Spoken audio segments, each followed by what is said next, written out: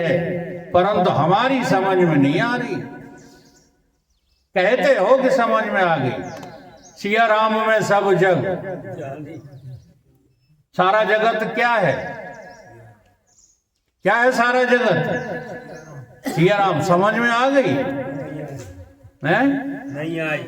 अगर सारा जगत सीताराम है, ध्यान दो, सीताराम है सारा जगत, तो तुम कौन हो? बता दो, अगर समझ में आ गई है तो। सारा जगत सीताराम है और हमको है, सीताराम ही हैं वे तो। हमको है। अरे हम तो जो है अपने पुत्रों के पिता हैं, हम तो अपने नातियों के बाबा हैं, हम तो केवल भटमाथुरा के निवासी हैं।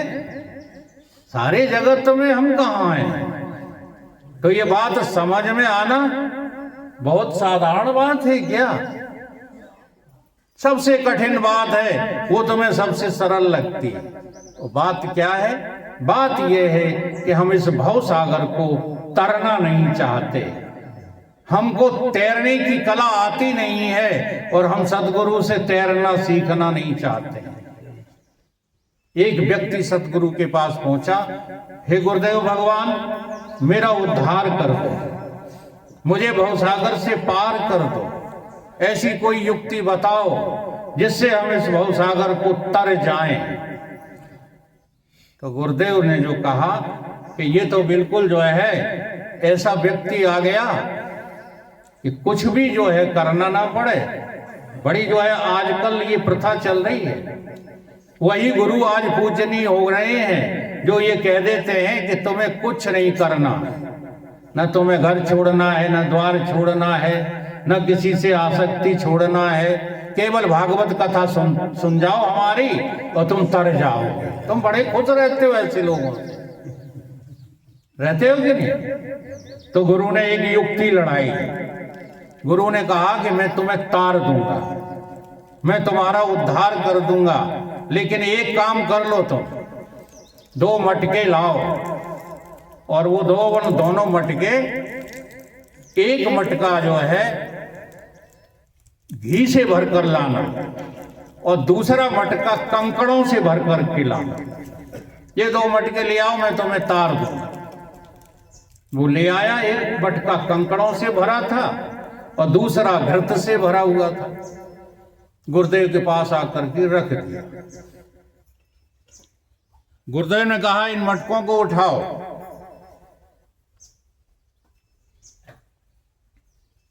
और वहां ले चलो जहां तैरना सीखना है, जहां तरना है, यानी कि नदी पर ले चलो।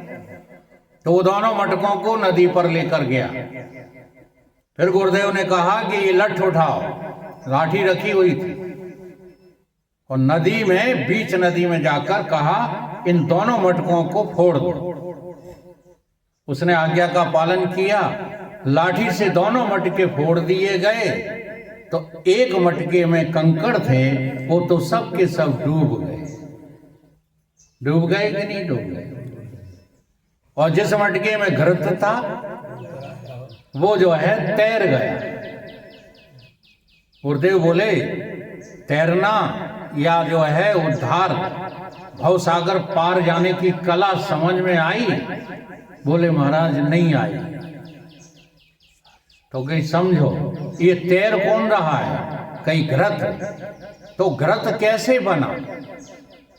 कैसे बना घृत? माताएं जानती, जानते हो कितने संकटों से जूझना पड़ा है। किसको? इसी घृत को, जो आज घृत कहला रहा है। पहले तो ये भैंस के पेट में भरा रहा कई दिनों तक। हाँ, फिर आप लोगों ने जो है निकाला बाहर, फंसूकर बना, दूध के रूप में बाहर आया। अब सबसे पहले देखो कितना कष्ट दिया तुमने, इस दूध को क्या किया? सबसे पहले जो है कढ़ाई पे चढ़ा दिया। है हिम्मत तुम्हारा? जलती हुई कढ़ाई में हाँ चढ़ना तुम्हारी हिम्मत है? अरे है नहीं तो फिर मनुष्य क्यों? तुम सीधा अर्थ वहीं ले जाते हो, तो चाहिए बहिर्मुखी हो जाते हो। तचना पड़ेगा, तपना पड़ेगा। जब तक तच नहीं रहे तप नहीं रहे। अब तुमने जो है तपना किसको समझ लिया? पैसा कमाने को। पैसा कमा कमा करके मर गए। कई बड़े तपस्वी थे। देखो कितने गंदे विचार हैं हम लोगों के। इसको तप नहीं कहते। तप किसको कहते हैं? जितना कष्ट जो है संसार के भोग कमाने में होता है, उससे भी अधिक कष्ट सहन करते हुए भगवान को पाने के लिए यत्न करने को तप कहते हैं। यहां भोग विलास करने के नाम पर तुम जो करते हो वो तप नहीं है। इसको तप नहीं कहते। और तुम इसी में भूले हो, ट्रेन की यात्री की तरह। इसलिए तुम्हें जो है सूली पर चढ़ना नहीं है, तुम चढ़ जाते हो। तुम्हें तो यही सतगुरु की शरण में रहना है तो रह नहीं पाते हो। कहानी तुम्हारी ही चल रही है, लेकिन तुम अपनी कहानी को समझने की कोशिश नहीं करते। फिर क्या हुआ कि उसका दूध का फिर शाम को इसमें जो है खटाई डाली गई। खटाई तुम्हारी जिंदगी में खटाई पड़ती है कि नहीं? हाँ, अनुभव करो। खटाई ही खटाई है, परंतु उस खटाई को तुम सहन नहीं करते। तुम भागते हो कहाँ? मिठाई की तरफ। इसलिए शुगर हो जाती है। शुगर का मतलब तुम बीमार हो जाते हो। इस भवसागर में सब बीमार हैं। भवसागर का रोग लगा हुआ है सबको। क्या नाम है इस रोग का? हाँ, अब जन्म मृत्यु को कोई रोग नहीं समझ रहा। इसलिए सारे रोगों का तो उपचार कराते रहते हो। पैसा नहीं है तो कमाने लगे, वाहन नहीं है तो खरीदने लगे, कपड़े नहीं है तो सूट बूट बनवाने लगे। बताओ कौन सा उपाय नहीं करते तुम? लेकिन तुम्हें मरना पड़ेगा। कभी विचार करते हो मरने से बचने का भी उपाय है? विचार करते हो? कोई मरने से बचना चाहते हो? कहते हो भाई ये तो पागल आदमी है जो भटवानपुरा में आता है। कोई बचा है मरने से? अगर मरने से बचा नहीं है तो राम कौन है? कबीर बाबा यही कहते हैं, हाँ, राम मरे हैं तो हम मर गए हैं, हमें क्या चिंता। और अगर राम नहीं मरा तो हम भी कभी मर नहीं सकते। इसलिए तुम अपने अजर अमर अविनाशी, हाँ, सदा रहने वाले निर्विकल्प निष्कलंक निष्क्रिय स्वरूप को, सर्वनिवासी सदा अलेपा तोरे ही संग समाई, काहे रे तू इधर उधर खोजने जाए? क्यों इधर उधर भटक रहा है? पुष्प मध्य जो बास बसत है, मुकुर माए जैसे छाही, तैसे ही प्रभु बसे निरंतर, घट में खोजो भाई, अंदर बाहर हरि का बासा। तुम्हारे भीतर ही परमात्मा है, तुम्हारे बाहर भी परमात्मा है। जब बाहर भीतर परमात्मा है तो तुम कौन हो? कौन हो तुम? बस इतना ही मत कहा करो वकील साहब, हम परमात्मा कैसे हो सकते हैं? हम तो भटवानपुरा के राम सिया हैं, हम तो भटवानपुरा के लाखन सिंह हैं, है ना? अब जरा विचार करके देखो, लाखन नहीं रहेंगे, रामसिया नहीं रहेंगे, वकील साहब रण सिंह बाबा नहीं रहेंगे, लेकिन इनके भीतर जो विद्यमान अभी है बाद में वही विद्यमान रहेगा, कोई और रहेगा। तो तुम्हें निर्णय करने में ही तो जो है भूल हो रही है। जो रहता नहीं है उसे तुम अपना मैं कहते हो, जो सदा रहने वाला है उसको खोजते नहीं हो। वो तुम्हारे भीतर ठसा ठस समाया हुआ है। तो इस जो है घृत ने कितने संकट सहे, कितनी मुखाग अग्नि सही, तब तप करके जो है निखार आया इसमें। और जब निखार आया तो इस भवसागर को तैरने की कला में निपुण हो गया। ऐसे ही जब हम और आप सत्संग करें, सज्जन पुरुषों का साथ करें, अभी रण सिंह वर्णन कर गए, उन साधनों को जीवन में उतारें, बोले नहीं ये अपने अपने अंतःकरण को टटोलो। जब आप कहते हो कि निष्काम कर्म करो तो तुम कर रहे हो क्या? अपना टटोलो टटोलो, बाद में करेंगे बस। तुम तो कामनाओं से भरे पड़े और कर्मों में लगे पड़े हो। रोज एक नई कामना रचा लेते हो, आज ये करना है, आज वो करना है। हाँ, कर लेते हो कि नहीं कर लेते? थोड़ा सा भी कहीं बाहर से लालच दिखाई देता है, उधर ही दौड़ पड़ते हो। तुम्हारी दौड़ इतनी तगड़ी है कि जिंदगी हो गई दौड़ते दौड़ते, लेकिन थकावट नहीं हो रही। और परमात्मा की तरफ आने में तुम्हें बड़ा संकट दिखाई देता है। तो सत्संग जो है तब होगा जब तुम अपनी जिंदगी के जो है प्रयोजनों को, अपनी जिंदगी के मायनों को समझोगे। तो घृत को देख करके उस साधक को ये सिद्ध हो गया कि आहा, तैरना सीखना आसान काम नहीं है। और तैराक होता है केवल केवट, सत की नाव खेवटिया सतगुर, सुमर सुमर भव पार करो। अब तुमने सुमरण तो जो है जगत का करते हो, माला दे दी गुरु ने। बड़ी सच्ची बातें हैं, जो माला फेरते हैं वो आकर हमसे बात कर ले।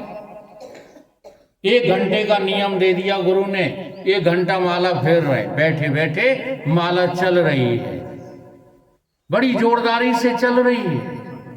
हाँ, लबालब जीव भी चल रही है, लेकिन मनी राम योजना बना रहे हैं, जाने क्या क्या करने। बोलो ऐसा होता है कि नहीं? ऐसा ही होता है, ऐसा ही जा रहा है। फिर ये माला तो तुम्हारी व्यर्थ जा रही है। माला तो मन की भली और संसारी भेष, और माला फेरत हर मिले तो गले रहट के देख।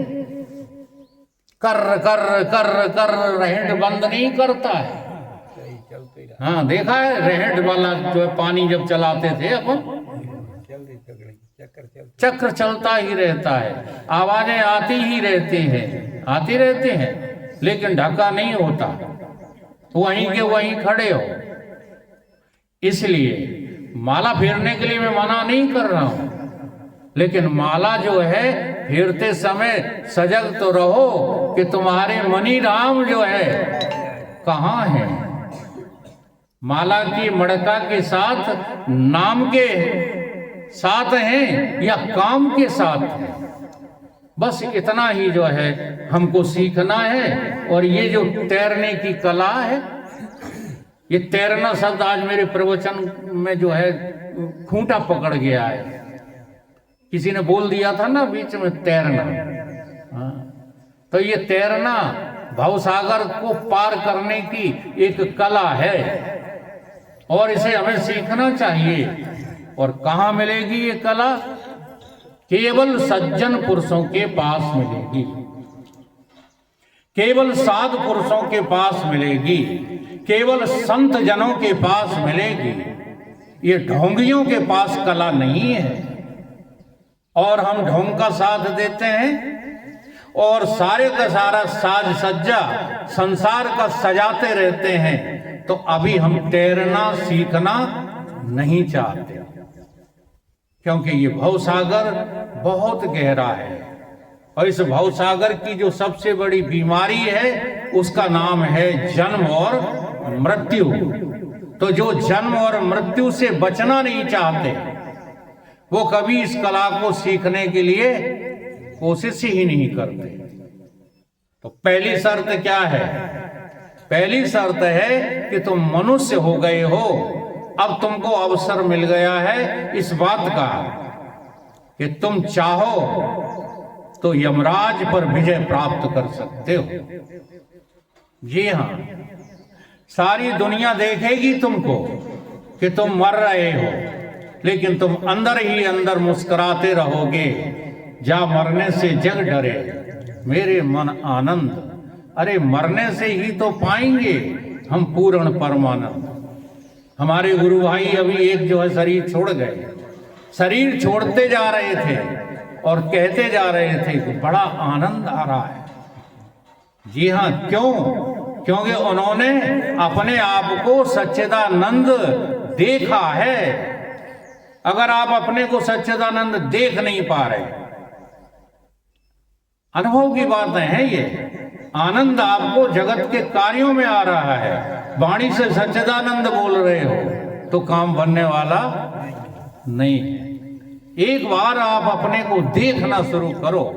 जब आप देखना शुरू करोगे तो देखत देखत ऐसा दिखेगा कि सारी दुविधाओं का अंत हो जाएगा और तुमको तैरना आ जाएगा। जी हाँ, इसलिए एक भजन है बड़ा अच्छा, इसी बात को जो है कहता है, जिन्होंने तैरना सीखा वही बस पार होते। जिन्होंने तैरना सीखा वही बस पार होते। अनाड़ी मोह सागर से नहीं उद्धार होते। अनाड़ी मोह सागर से नहीं उद्धार होते। जिन्होंने तैरना सीखा वही बस पार होते हैं। जिन्होंने तैरना सीखा वही बस पार होते। ये दोनों जगह घटती है बात। नदी में आप तभी कूदना जब तैरना जानते हो, तो ही पार हो पाओगे। और भवसागर में हाँ, कर्म करने की कला अगर सदगुरुदेव के पास जाकर नहीं सीखी तो तुम इसमें डूबोगे ही डूबोगे, बच नहीं सकते। जिन्होंने तैरना सीखा वही बस पार होते। जिन्होंने तैरना सीखा वही बस पार होते। नाड़ी मोह सागर से नहीं उद्धार होते। अनाड़ी मोह सागर से नहीं उद्धार होते। सभी व्यवहार जिन जाना न अपने आप को जाना। सभी व्यवहार जिन जाना न अपने आप को जाना। सारे व्यवहार आते हैं आपको। बड़ों को कैसे प्रणाम करना चाहिए, छोटों के साथ कैसे बर्ताव करना चाहिए, हाँ, रोटी कमाने के लिए क्या क्या करना चाहिए, कौन सी नौकरी अच्छी है, कौन सी खराब है, कौन सा धंधा अच्छा है, कौन सा खराब है, कहाँ जाएं कि रुपया बढ़ जाए, कहाँ पहुंचे जहां हमें प्रतिष्ठा मिले। ये सब कुछ आता है आपको। क्या आपको ये भी आता है कि आप साक्षात परमात्मा हो? ये आता है आपको? सभी व्यवहार जिन जाना न अपने आप को जाना। सभी व्यवहार जिन जाना न अपने आप को जाना। उन्होंने खाक ना जाना वृथा भार होते हैं। उन्होंने खाक ना जाना वृथा भार होते। आपको ये पता है, जब कोई अपने अंदर संन्यस्त हो जाता है, जो सच्चे भक्त हैं, हाँ, वो ध्यान लगाकर इस बात को सुने। जब आप अपने अंदर संन्यस्त हो जाते हैं, अंदर की बात कर रहा हूं मैं, बाहर से सन्यास ले आए हैं उनको मुबारक, उनको शुभकामनाएं कि इस सन्यास के सहारे अंदर वाला सन्यास जल्दी ले लो। जो अंदर से संन्यस्त, संन्यस्त का अर्थ होता है कि सारी दुनिया का त्याग, अपने अंतःकरण से सारे समस्त जगत का त्याग और काम जगत का ही करो। जी हाँ, काम छोड़ने के लिए जो है हमारे शास्त्र नहीं कहते, कामना छोड़ने की बात करते हैं। जब तुम अंदर से संन्यस्त होते हो तो जानते हो ये आकाश, ये पृथ्वी, ये सभी देवी देवता और 84 लाख योनियों के प्राणी सब हर्ष मनाते हैं। क्यों हर्ष मनाते हैं जानते हो? एक सन्यासी को देख करके पशु पक्षी वृक्ष जड़ वस्तुएं सब खुश हो जाते हैं। क्यों खुश हो जाते हैं? इसलिए खुश हो जाते हैं कि उनको ये लगता है कि इसके द्वारा अब मेरी कोई हानि होने वाली नहीं। समझ में बात आ रही?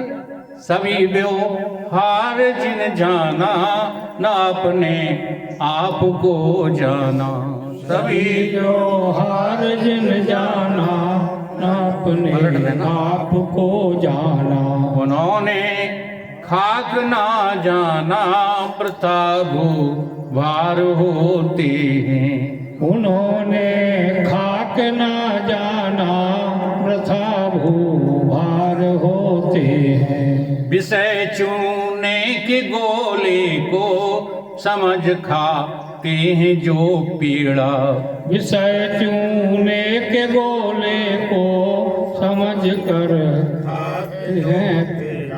एक तस्तरी थी प्लेट, उसमें बढ़िया मलाई के 2 लड्डू गोल गोल रख दिए। एक साधु जी महाराज आए, उन्होंने इधर उधर देखा कि कोई देख ही नहीं रहा, दोनों एक साथ गप कर गए। अब वो लड्डू नहीं थे, वो क्या था, चूने के गोले थे। अब गए तो भीतर, हाँ भीतर चले गए, लेकिन नीचे नहीं जा रहे। अब क्यों जाए नीचे? हाँ, इतना चूना लड्डू के बराबर क्या हाल कर देगा तुम्हारा? बोलो, हार देगा ना अंतड़ियां और गले फले की हद, सब कुछ है। वो कर क्या रहे हो? यही लड्डू तो खा रहे हो संसार में। बोलो, पेड़ा समझ कर खा रहे हो। विषय चूने के गोले को समझ खाते हो जो पेड़ा, विषय चूने के गोले को समझ खाते हो जो पेड़ा, वही बस भव रोग से ग्रस कर सदा भी मार रहते हैं। वही भव रोग से ग्रस कर सदा बीमार रहते हैं। जितने भी लोग हो सब बीमार हो कि स्वस्थ हो? अब हाँ में हाँ ना मिला। बीमारी का पता है? अब बीमारी का पता हो तब तो तुम डॉक्टर तलाशो। जैसे आपको मलेरिया हो गया है तो किससे इलाज कराओगे? बोलो, कौन से डॉक्टर से? टीबी वाले से, मलेरिया वाले से। टाइफाइड हो गया है तो टाइफाइड वाले से। जैसी तुम्हें बीमारी है तैसा ही डॉक्टर तलाशते हो कि नहीं? अगर तुमको पता है कि जन्मना और मृत्यु ये 2 बीमारी हैं, पता है? अगर पता है तो इसका वैध क्यों नहीं तलाशते? जी हाँ, ये जन्म मृत्यु की बीमारी ठीक करने वाला वैद तुम्हें कोई मिला? इसलिए नहीं मिला है श्रीमान जी, माताओं बहनों, क्योंकि तुम अभी इसको बीमारी समझ ही नहीं रहे।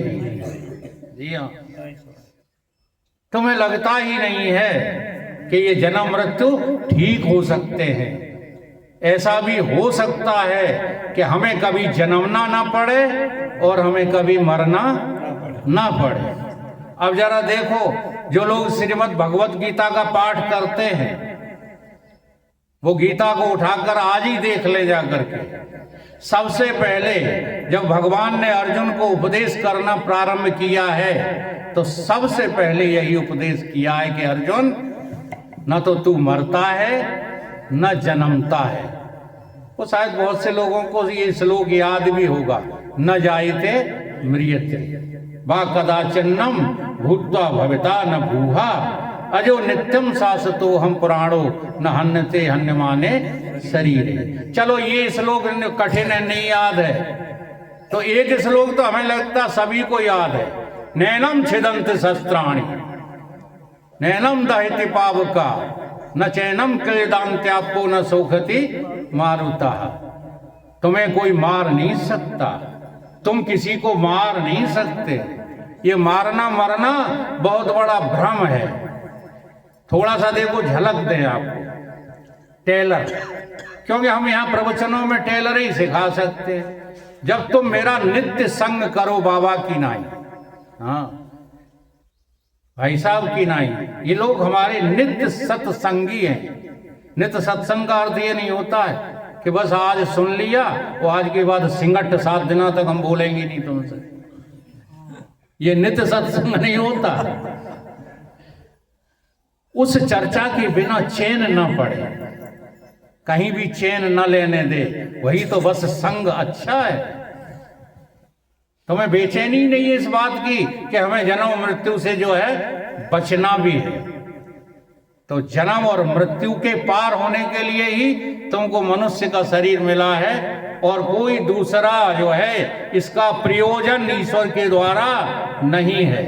बताओ ईश्वर की क्या अटकी है जो बार बार तुम्हें मारे, बार बार तुम्हें जन्माए हैं? तुम खुद खोटे कर्म करके अपने आप जो है जन्मते हो। कल एक गाय मर गई सर्दी में, अब वहां बड़ी भीड़ इकट्ठी, सब कह रहे बड़े दयावान बन रहे। ठीक है, अब जो एक आध मेरी बात सुनते हैं उनको मैं बोल देता हूं कि गैया थोड़ा ही है, तुम ही हो। जी हाँ, आज जो सर्दी में सिकुड़ सिकुड़ के पशु पक्षी मर रहे हैं, ये भी किसी दिन मनुष्य थे कि नहीं थे? जब ये मनुष्य थे तब जो है संतों की बात सुनी नहीं, अपने मन की मानी, अब भोग रहे हैं। इसी तरह से हम सब लोग अगर इसी जन्म में इस बात को ठीक से नहीं समझ पाए तो 84 भोगने के लिए तैयार हो जाओ। और कितना महान कष्ट है 84 भोगने में, लेकिन हमको लगता है क्या? देखो झूठ नहीं बोलो, अगर लगता हो ना तो ये दुकान मकान, ये खरीदारी ये सब बंद हो जाए। केवल बेचैनी रहे काहे की? सत्य की चर्चा सुनने की, सत्य में रमण करने की। अब है नहीं ऐसा, तो क्या होता है फिर? सदा भव रोग में ग्रस कर सदा बीमार रहते हो। वही भव रोग में ग्रस कर सदा बीमार रहते हैं। जिन्होंने तैरना सीखा वही बस पार होते हैं। जिन्होंने तैरना सीखा वही बस पार होते हैं। अनाड़ी मोह सागर से नहीं उद्धार होते हैं। अनाड़ी मोह सागर से नहीं उद्धार होते हैं। नहीं पुरुषार्थ कुछ की ना रहे प्रारब्ध के बल पर। नहीं पुरुषार्थ कुछ की ना रहे प्रारब्ध के बल पर। अच्छा बोलो, पुरुषार्थ कर रहे हो कि प्रारब्ध के बल पर जी रहे हो? ये बात मैं कई बार स्पष्ट कर चुका हूं। जी हाँ, जगत के जितने भी काम हैं वो सब प्रारब्ध से होते हैं, तुम कुछ नहीं करते। जैसे यहां पर कई लोग जो है शिक्षक बैठे हुए हैं, ये प्रारब्ध के बल से जो है शिक्षक बने। जी हाँ, बाबा बैठे हुए हैं, ये प्रारब्ध के बल से बाबा हैं।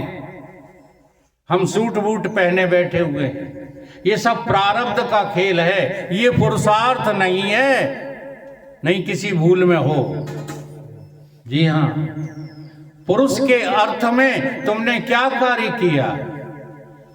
पुरुष माने परमात्मा, परमात्मा के अलावा कोई पुरुष नहीं है।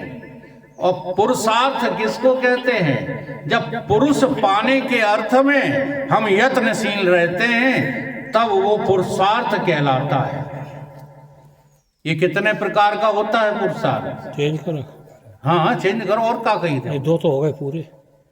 1 घंटा हो गया तो मत करो। ये जो है 4 प्रकार के होते हैं, अर्थ, काम, धर्म और मोक्ष। अब इसमें जो आचार्य लोग तुमको गुमराह कहाँ करते जानते हो? कहते अर्थ खूब कमाओ, बेईमानी से कमाओ, चाहे जैसे कमाओ। लिखा है कि अर्थ भी पुरुषार्थ होता है। कामनाएं चाहे जितनी करो, कामनाओं से जो है इतने लद जाओ कि आगे नरक योनियां तुम्हें झेलना पड़े। ये समझाते रहते हैं।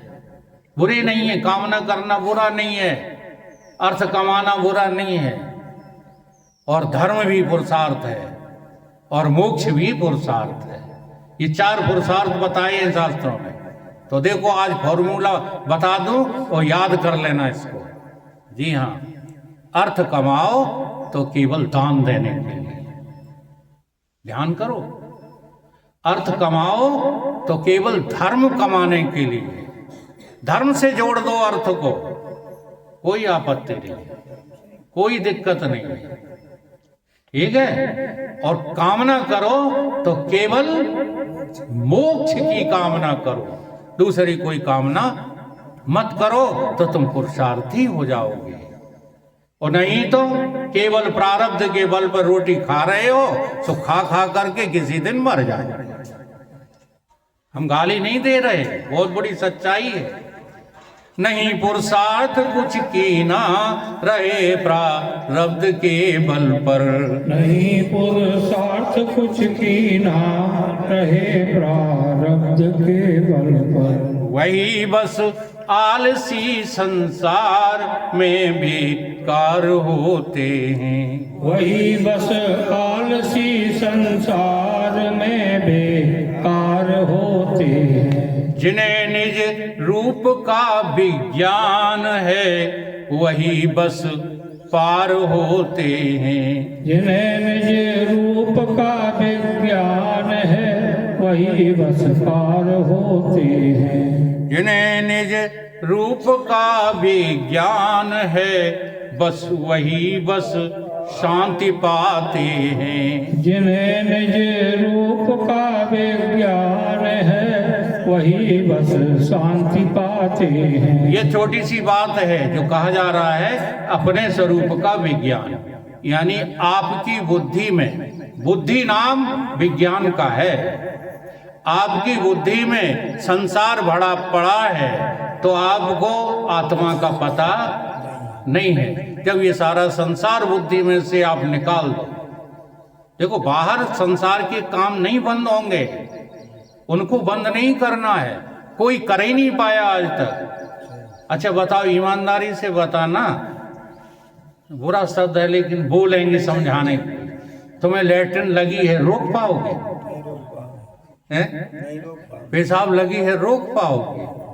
अच्छा ठंड लग रही हो तो रजाई में नहीं घुसोगे, और गर्मी लग रही हो तो कपड़े नहीं हटाओगे। ये काम बंद होने वाले नहीं है। प्यास लगी है तो पानी पीना पड़ेगा। ये काम बंद न करो। क्या करो? अपनी बुद्धि में ये संसार हटा दो, तो बुद्धि में कौन आ जाएगा? आपका स्वरूप आ जाएगा। ठीक है, इसी को कहते हैं जिन्हें निज रूप का विज्ञान है, वही बस शांति पाते हैं। जिन्हें निज रूप का विज्ञान है, वही बस शांति पाते हैं। हितैषी सर्वभूतों के गले का हार होते हैं। हितैषी सर्वभूतों के गले का हार होते हैं। एक बार तुम अपने स्वरूप में अपनी बुद्धि को रमण कर दो, या बुद्धि में अपने स्वरूप को प्रवेश करा दो, फिर हमसे बात कर लेना। संसार में तुम्हारा कोई दुश्मन नहीं होगा। संसार में तुम्हारा कोई प्रिय जन नहीं होगा, और अगर होंगे तो सारे के सारे संसार के प्राणी तुम्हारे प्रिय होंगे, और सारा का सारा संसार 2 कौड़ी का होगा तुम्हारी नजर। बोलिए सतगुरुदेव भगवान की।